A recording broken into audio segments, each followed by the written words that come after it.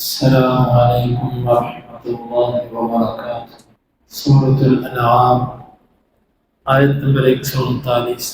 اعوذ باللہ السمیع العلیم من الشیطان الرجیم من حمزہ ونفخہ ونفثہ وقالوا ما في بطون هذه الانعام خالصة لذكورنا ومحرم على ازواجنا، اور انہوں نے کہا جو ان چوپایوں کے پیٹوں میں ہے وہ خالص ہے ہمارے مردوں کے لیے اور حرام ہے ہماری عورتوں پہ، بیویوں پہ۔ وَإِن يَكُن مَيْتَةً فَهُمْ فِيهِ شُرَكَاءُ، اور اگر وہ ہو مردہ تو وہ سب کے سب اس میں برابر ہے۔ سَيَجْزِيهِمْ وَصْفَهُمْ، ان قریب وہ انہیں بدلہ دے گا ان کے اس بیان کرنے کا۔ إِنَّهُ حَكِيمٌ عَلِيمٌ، بے شک وہ حکمت والا ہے اور علم والا ہے۔ یہاں سے اللہ تعالیٰ نے عربوں کی جہالت کو بیان کیا ہے۔ عبداللہ ابن عباس رضی اللہ عنہ کہا کرتے تھے اگر تم عربوں کی جاہلیت جاننا چاہو تو سورہ انعام کی 130 سے اوپر کی آیات پڑھنی شروع۔ یہ عربوں کی حماقت بیان کرتی تھی کہ جاہلیت کے دور میں یہ کس قدر احمق تھے، اور یہ انہوں نے عربوں کا ذکر کیا۔ حقیقت بات یہ ہے کہ یہ حماقت عربوں کے ساتھ خاص نہیں، بلکہ جو بھی شرک کرے وہ عرب ہو وہ عجم ہو وہ احمق ہوتا ہے۔ یہ حماقت مشرک کے اندر مشترک طور پہ پائی جاتی ہے۔ مشرک نوح علیہ السلام کے زمانے کا لے لیں یا آج کے زمانے کا لے لیں، بیوقوف ہونے میں دونوں برابر ہو، کیونکہ شرک کرنے کے لیے لازم ہے کہ بندہ بیوقوف، اگر بندہ بیوقوف نہیں ہے تو مشرک نہیں ہو سکتا۔ وَقَالُوا مَا فِي بُطُونِ هَٰذِهِ الْأَنْعَامِ خَالِصَةٌ لِذُكُورِنَا وَمُحَرَّمٌ عَلَىٰ أَزْوَاجِنَا، وہ کہتے کہ ان چوپایوں کے پیٹوں میں جو ہے وہ ہمارے مذکروں کے لیے خالص ہے، ہماری عورتوں پر حرام۔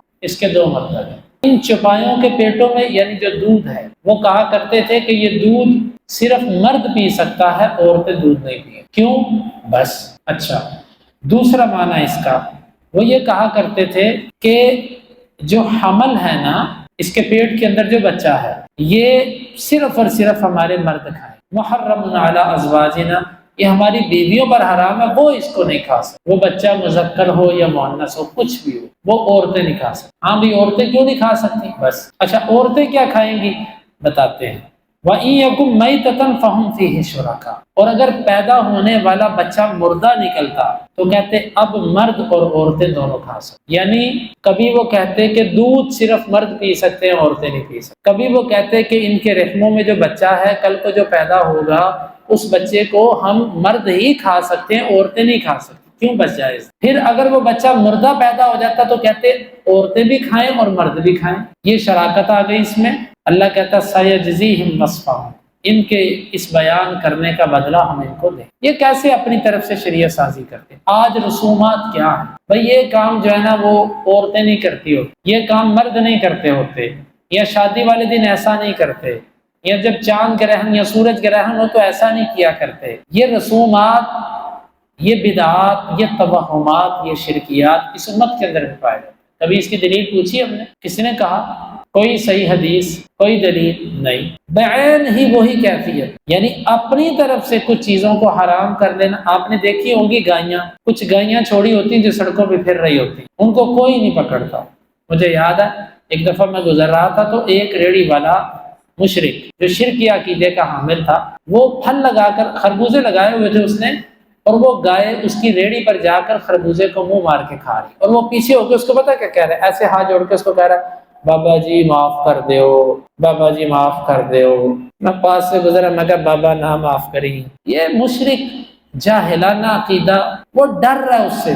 حقیقت بات ہے جو ایک اللہ سے نہیں ڈرتا وہ کتے بلے سے بھی ڈرتا ہے۔ یہ شرک کی نحوست ہے جو بندے کے اوپر آتی، تو یہ آج بھی اس کی کیفیات موجود ہیں۔ انہ حکیم علیم، اللہ حکمت والا اور علم۔ قد خسر الذین قتلوا اولادهم سفہا بغیر علم وحرموا ما رزقهم اللہ افتراء علی اللہ۔ اللہ تعالیٰ نے کہا کہ جنہوں نے اپنی اولادوں کو حماقت کی وجہ سے قتل کیا، بغیر علم کے قتل کیا، وہ خسارے میں چلے، غربت کی وجہ سے، غیرت کی وجہ سے، جنہوں نے ان حماقتوں کی وجہ سے اپنی اولادوں کو قتل کیا۔ اور آج ہمارے دور میں خاندانی منصوبہ بندی، یہ چار وجوہات ہو گئی۔ جس نے اپنی اولاد کو اس وجہ میں سے کسی وجہ سے قتل کیا وہ خسارے میں چلا گیا۔ دنیا میں خسارہ تو یہ ہے کہ اولاد سے محروم، آخرت میں خسارہ یہ ہے اللہ کا عذاب ہے۔ وَحَرَّمُوا مَا رَزَقَهُمُ اللَّهُ افْتِرَاءً عَلَى اللَّهِ، اور انہوں نے وہ حرام کیا جو اللہ نے ان کو رزق دیا تھا، اللہ پر جھوٹ باندھتے ہوئے اللہ کے دیے ہوئے رزق کو خود ہی اپنے پر حرام کر دیا۔ قَدْ ضَلُّوا وَمَا كَانُوا مُهْتَدِينَ، اللہ تعالیٰ فرماتا ہے یہ گمراہ ہو گئے اور یہ ہدایت والے تھے بھی۔ وَهُوَ الَّذِي أَنشَأَ جَنَّاتٍ مَّعْرُوشَاتٍ وَغَيْرَ مَعْرُوشَاتٍ، اللہ وہ ذات ہے جس نے پیدا کیے باغات چھپر والے اور بغیر چھپر۔ چھپر سے کیا مراد؟ چھپر سے مراد ہے مطلب بیلیں، جو بیلیں ہوتی ہیں نا، جیسے کدو کی بیل ہے، انگور کی بیل ہے۔ ذمہ داروں کو پتہ ہے کہ کچھ سبزیاں پودوں پر اگتی ہیں اور کچھ سبزیاں بیلوں پر اگتی ہیں، اور وہ بیلیں دو طرح کی ہوتی ہیں۔ انگور بھی بیلوں پر ہوتا ہے، یہ بھی دو طرح کے ہوتے ہیں۔ کچھ بیلیں ایسی ہوتی ہیں کہ جس کو درختوں کے ساتھ اونچا کر دیا جاتا ہے، معروشات یعنی چھپر ڈال دیا۔ چھپر کس کو کہتے ہیں؟ ڈھارا بنا دینا لکڑیوں کا یا کسی بھی چیز کا، اس کے اوپر بیلوں کو چڑھا دینا۔ وغیرہ معروشات، اور نہ چڑھائی ہوئی یعنی زمین پر ہی بکھر گئی، جیسے یہ تربوز ہے یا اور کئی چیزیں ایسی ہوتی ہیں، یہ بیلوں پر نکلتی ہیں یہ چیز۔ تو اللہ تعالیٰ نے فرمایا کہ اس نے ہی یہ باغات اگائے، کچھ اس میں سے چھپروں پر چڑھائے ہوئے، کچھ زمین پر بچھائے ہوئے۔ تم نے کبھی غور کیا یہ اللہ کی کتنی بڑی نعمت ہے تم پر؟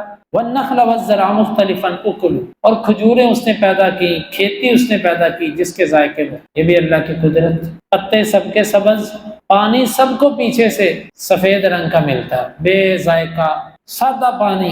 وہ پانی کسی پودے کو لگتا ہے اس کا ٹیسٹ کوئی بن جاتا ہے، دوسرے کو لگتا ہے اس کا رنگ اور ذائقہ اور اس کا حجم اور اس کی تاثیر، ہر چیز میں فرق ہوتا ہے، پیچھے سے پانی ہے۔ ابھی غور نہیں کیا ہم نے، ہمیں یہ تو پتا ہے کہ بنی اسرائیل پر من سلوہ اترتا تھا، ہم کہتے ہیں بہت بڑی اللہ کی نعمت۔ ابھی ایک بہت بڑی نعمتیں ہمارے اندر، ہم نے کبھی اس پہ غور نہیں۔ یہ جو ایک سادہ پانی ساری کھیتیوں کو لگتا ہے، ہر کھیتی سے جدا چیز ہے، ایک پانی کے ساتھ کبھی نہ رنگ دیا اللہ نے اس پانی کو، نہ اس میں فلیور ڈالا۔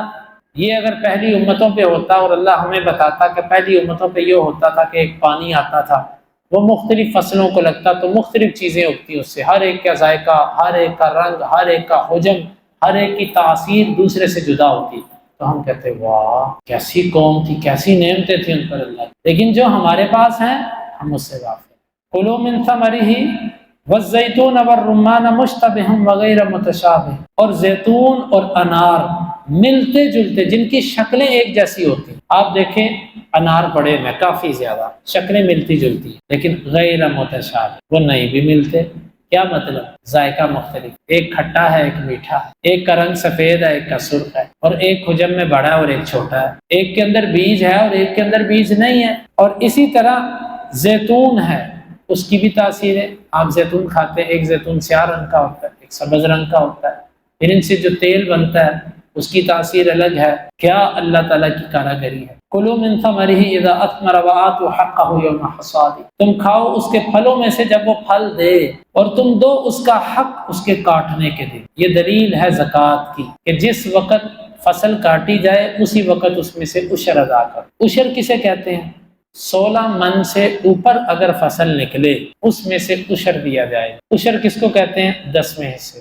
اگر وہ زمین تھی بارانی، بارش سے اس کو پانی پلایا گیا، پھر اس میں سے عشر ہے 10واں حصہ، یعنی اگر 16 من فصل ہوئی ہے، ہر جو من ہے اس کا 10واں حصہ 4 کلو بنتا ہے 6 من میں سے، یعنی 16 من میں سے 1 من اور 24 کلو عشر بنا اس صورت میں جب بارش کا پانی اس فصل کو لگتا ہے۔ اور اگر آپ نے ٹیوب ویل کا پانی دیا، نہری پانی دیا یا کنویں سے نکال کے پانی دیا، آپ کی محنت اس میں لگی جیسی بھی لگی، تھوڑی لگی زیادہ لگی، خرچہ ہوا کم ہوا یا نہیں ہوا، جو بھی محنت اگر آپ کی داخل ہو گئی تو پھر اس صورت کے اندر نصف العشر ہے، عشر کا آدھا۔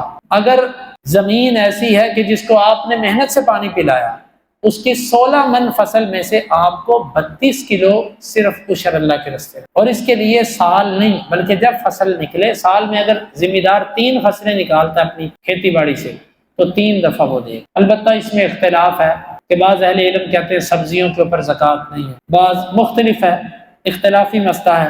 بہرحال قرآن مجید نے تو ان چیزوں کا ذکر کر کے فرمایا کہ تم اس کا حق دو، اور عشر جب آپ نے ایک دفعہ دے دیا اس کے بعد فصل آپ کے پاس 3 سال بھی پڑی رہے اس کے اوپر زکوٰۃ نہیں، کیونکہ فصلوں کے اوپر جو زکوٰۃ ہے یہ فصل کے تیار ہونے پر ہوتی ہے، سال کے ساتھ اس کا تعلق، عام جو تجارتی مال ہے اس کا تعلق سال کے ساتھ ہے۔ ہاں کوئی ذمہ دار کوئی تاجر اس کو خریدتا ہے، وپاری خریدتا ہے اس کو، وہ خرید کے گندم رکھتا ہے، اس کی 2-3 سال گندم پڑی رہتی ہے، وہ زکوٰۃ ہی دے گا۔ عشر دینا ذمہ دار میں، اس کے بعد جب اس کو تاجر خرید لے گا، اگر وہ اس کو ذخیرہ کرتا ہے 2 سال 1 سال تو وہ زکوٰۃ دے گا، اس کو مال تجارت بناتے ہیں۔ اللہ تعالیٰ نے عشر رکھا، بعض اہل علم کہتے ہیں کہ یہ عشر کی بات نہیں ہو رہی، اللہ نے ویسے بھی کھیتی باڑیوں والوں پر کچھ فرض کیا ہوا ہے، یہ ویسے نفلی صدقہ اللہ کے راستے میں کچھ دے، کیونکہ ذمہ دار کی جب فصل کٹتی ہے نا تو بڑا غریب فقیر آدمی اس کے پاس جاتا ہے اور کہتا ہے کچھ دے۔ کئی غریب ہوتے ہیں جنہوں نے ہر ذمہ دار سے تھوڑا تھوڑا لے کے اپنے گھر کا پورے سال کا راشن کٹا،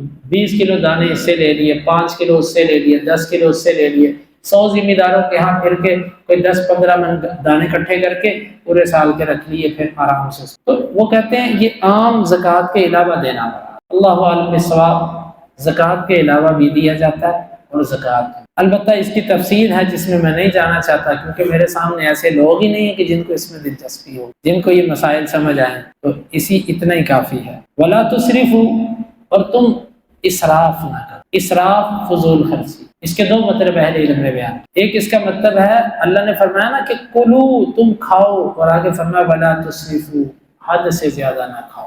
زیادہ کھانا تمہاری عقل اور تمہارے بدن کو کمزور۔ ہمارے ہاں بات پتہ کیا مشہور، بچہ اگر 2 روٹیاں نہ کھائے تو ماں باپ کہتے ہیں یہ بچہ کمزور ہو جائے، 2 روٹیاں نہیں کھاتا یہ بھی ایک ہمارے اجمیوں کا تصور ہے۔ بندہ زیادہ روٹیاں کھانے سے صحت مند نہیں ہوتا، بلکہ زیادہ کھانا جانوروں کی علامت ہوتی ہے، اور یہ جانوروں کی خوبی ہوتی ہے۔ جانور کے بارے میں کہا جاتا ہے کہ یہ صحیح کھاتا ہے، انسان کے بارے میں ایسی بات تو کوئی خوبی نہیں ہوتی۔ زیادہ کھانا انسان کو بیماریوں کی طرف لے کر جائے۔ آپ یقین جانیں جتنی بیماریاں ہیں ان ساری بیماریوں کے پیچھے جا کر دیکھیں کھانا، اور لوگوں کی عقل دیکھیں، کھانا نہیں بند کرنا، دوائیاں لی جائیں، دوائیاں لی جانی، کھانے کو کنٹرول کر لو، کھانا تھوڑا کر لو۔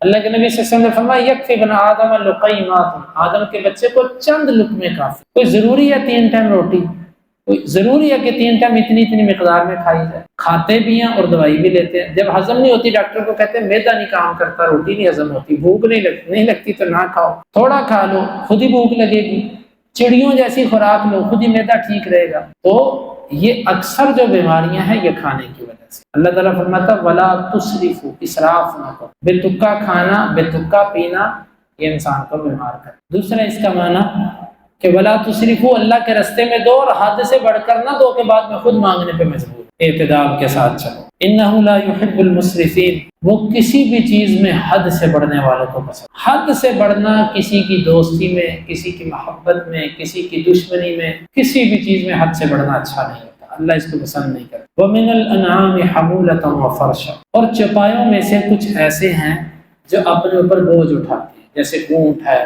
گھوڑا ہے، خچر ہے، گدھا ہے، اس پر آپ بوجھ ڈالتے ہوئے اٹھاتے ہیں۔ وَفَرْشًا، اور کچھ ایسے ہیں جو بوجھ نہیں اٹھاتے، وہ زمین سے چپٹے ہوئے ہیں، جیسے چونکہ انعام کی بات ہو رہی ہے، اس میں مرغی وغیرہ تو ہم لا نہیں سکتے کیونکہ وہ انعام میں نہیں ہے، اس سے مراد بکرا، چھترا، گائے، یہ چپٹے ہوتے ہیں زمین سے، ان کے اوپر بوجھ نہیں لادا جا سکتا۔ بیل سے کھینچنے کا کام لیا جا سکتا ہے، بوجھ لادنے کا کام نہیں لیا جا سکتا۔ تو اللہ نے فرمایا کہ چوپایوں میں سے کچھ ایسے ہیں کہ جن کو کھانے کے ساتھ ساتھ تم ان کے اوپر بوجھ بھی لاتے، جیسے گھوڑا ہے کھایا بھی جاتا ہے، اونٹ ہے کھایا بھی جاتا ہے، بوجھ بھی لادا جاتا ہے، اور کچھ ایسے ہیں کہ ان کے اوپر تم بوجھ نہیں لاد سکتے لیکن کھا سکتے، بکرا، چھترا، دمبا، گائے وغیرہ۔ کلوا مما رزقکم اللہ، اس سے کھاؤ جو اللہ نے تم کو دیا۔ ولا تتبعوا خطوات الشیطان انہ لکم عدو مبین، شیطان کے پیچھے نہیں چلنا کہ وہ تمہیں کہے گا اس میں سے یہ حلال ہے، یہ حرام ہے، یہ بحیرہ ہے، یہ صائب ہے، یہ وسیلہ ہے، یہ حام، نہیں، سب اللہ نے پیدا کیے، کھاؤ، بے شک شیطان تمہارا کھلا دشمن ہے۔ ثمانیۃ ازواج، اللہ نے 8 جوڑے پیدا کیے۔ در حقیقت یہاں پر بھی اللہ ان کی ایک حماقت کو بیان کرتا ہے۔ 8 جوڑے اللہ تعالیٰ نے پیدا کیے، من الزان اثنین، زان کس کو کہتے ہیں؟ زان کہتے ہیں دمبے کو اور چھترے، بھیڑ جو ہوتا ہے، دمبا اور چھترا، اس کو کہتے ہیں زان۔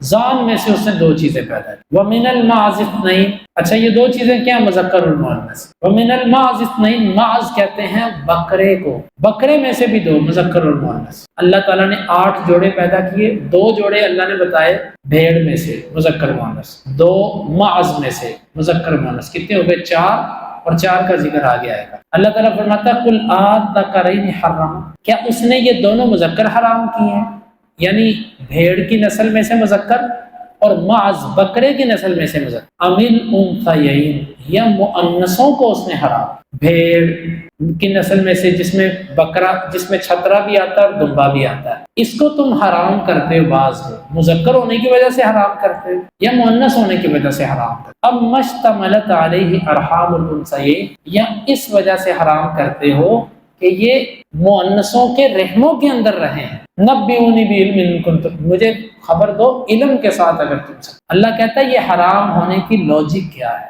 آیا مذکر ہے اس لیے حرام ہے، یا مؤنث ہے اس لیے حرام ہے، یا وہ کسی مؤنث کے رحم کے اندر پڑا ہوا ہے، ماں کے رحم کے اندر ہونا اس کے حرام ہونے کی وجہ ہے؟ کوئی عقلی وجہ ہمیں سمجھاؤ، کس وجہ سے، 3 وجوہات میں سے کون سی وجہ سے حرام کر رہے ہیں؟ نبئونی بعلم ان کنتم صادقین، خبر دو ہمیں علم کے ساتھ دینا اگر تم اپنے اس دعوے میں سچے. ظاہر بات ہے ان تینوں میں سے وہ کوئی ایک بات بھی کہیں گے تو پھنس جائیں. اللہ ان سے کہتا ہے کوئی ضابطہ تو لے کر آؤ نا حرام کہنے کا. وَمِنَ الْإِبِلِ اثْنَيْنِ، اللہ نے اونٹوں میں سے بھی 2 پیدا کیے، مذکر اور مؤنث. وَمِنَ الْبَقَرِ اثْنَيْنِ، اور گائے میں سے بھی اللہ نے 2 پیدا کیے، مذکر اور مؤنث. اب یہ 8 جوڑے پورے ہو. زان میں سے 2، معز میں سے 2، ابل میں سے 2، بقر میں سے 2، 8. یہاں پر بھی اللہ نے وہی بات دہرائی. قُلْ آذَّكَرَيْنِ حَرَّمَ أَمِ الْأُنثَيَيْنِ، کیا دونوں مذکر تھے جو تم نے حرام کیے یا دونوں مؤنث تھے؟ ام مشتملت علیہ ارحام الانثیین، یا اس لیے کہ ان کے اوپر مؤنثوں کے رحم مشتمل تھے. بتاؤ کس وجہ سے حرام؟ اونٹوں میں سے بھی جس کو چاہتے ہو حرام کہہ دیتے ہو، گائیوں میں سے بھی جس کو چاہتے ہو حرام کہہ دیتے ہو. مذکر ہونے کی وجہ سے کہتے ہو، مؤنث ہونے کی وجہ سے کہتے ہو، یا اس وجہ سے کہتے ہو کہ ماؤں کے پیٹوں میں؟ کس وجہ سے کہتے ہو؟ کوئی وجہ نہیں، ضابطہ اور قانون کوئی نہیں، بس جو دل کیا اس کو حلال کہہ دیا، جس کو دل چاہا اس کو حرام کہہ. ام کنتم شہداء اذ وصاکم اللہ بہذا، یا پھر ایک اور وجہ ہو سکتی، کیا تم گواہ تھے، موجود تھے جب اللہ نے تم کو یہ کہا تھا کہ اس کو حرام کر لو اور اس کو حلال کر لو؟ فمن اظلم ممن افترى علی اللہ کذبا، اگر ان میں سے کوئی بات بھی نہیں ہے پھر اس بندے سے بڑا ظالم کون ہے جو اللہ پر جھوٹ اپنی طرف سے کسی کو حلال کرے، کسی کو، گویا کہ اپنی طرف سے حلت و حرمت اللہ پر جھوٹ ہے. آج کے دور میں اگر کوئی بندہ کسی چیز کو اپنی طرف سے حلال کہتا ہے یا حرام کہتا ہے، وہ اللہ پر جھوٹ باندھتا ہے. لِيُضِلَّ النَّاسَ بِغَيْرِ عِلْمٍ، تاکہ وہ لوگوں کو گمراہ کرے بغیر علم کے. ان اللہ لا يهدي القوم الظالمین، اللہ ظالم قوم کو ہدایت نہیں دیتا. اللہ تعالیٰ سے دعا ہے اللہ تعالیٰ ان آیات کو سمجھنے کی اور صحیح عقیدہ اختیار کرنے کی توفیق عطا فرمائے. اللہم انفعنا بما علمتنا وعلمنا ما ينفعنا وزدنا علما. وآخر دعوانا الحمد للہ رب العالمین.